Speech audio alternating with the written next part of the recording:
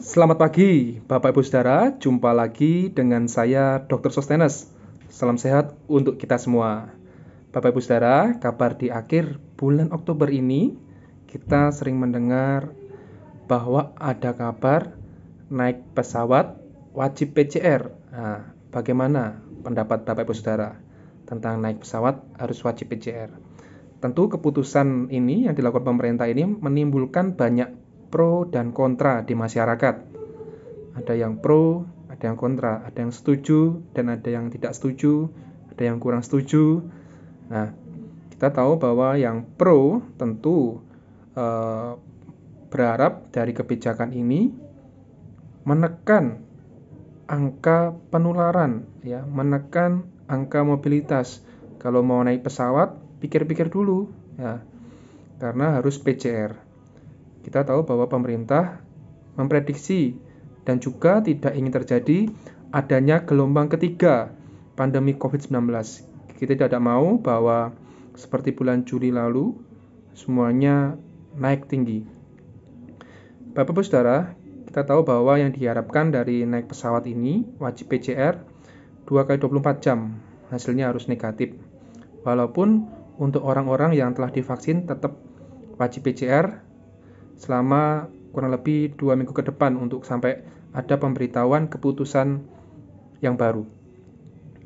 Dengan adanya PCR ini diharapkan memang membatasi mobilitas dan juga supaya tidak terjadi penyebaran yang masif di COVID-19.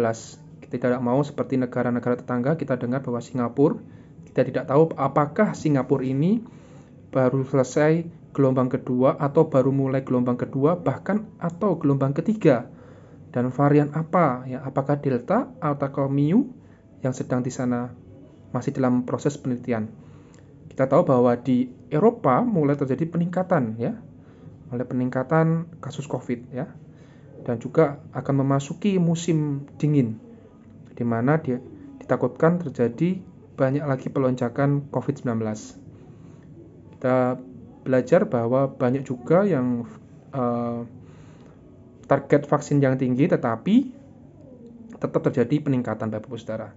Kita patut bersyukur di Indonesia sekarang sudah angka positif per hari di bawah 1000 dan angka kematian di bawah 100.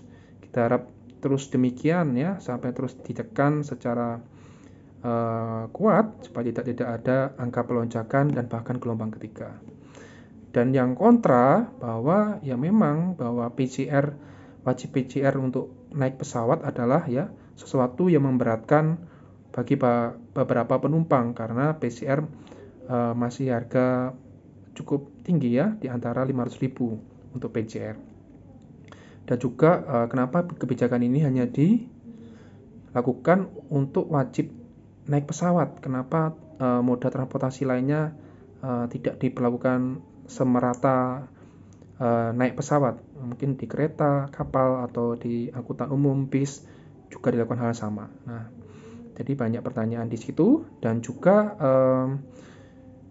kita kontra juga bisa hasilnya tetap positif kalau orang itu baru selesai atau baru sembuh dari COVID, ya, positif persisten, jadi nilainya masih bisa positif terbacanya. Jadi kan naik pesawat itu bisa karena kita urusan bisnis atau mungkin keperluan mendadak yang kita diperlukan untuk harus pergi. Jadi Bapak Ibu Saudara, ya, ini Bapak Ibu Saudara ada di bagian mana? Pro atau kontra dengan wajib PCR ini untuk naik pesawat? Bisa komentar di bawah, dan semuanya itu tetap wajib prokes 5M Bapak Ibu Saudara, dan juga vaksin yang belum divaksin. Demikian Bapak Ibu Saudara, like, subscribe bila suka. Terima kasih, sampai jumpa pada video selanjutnya. Salam sehat.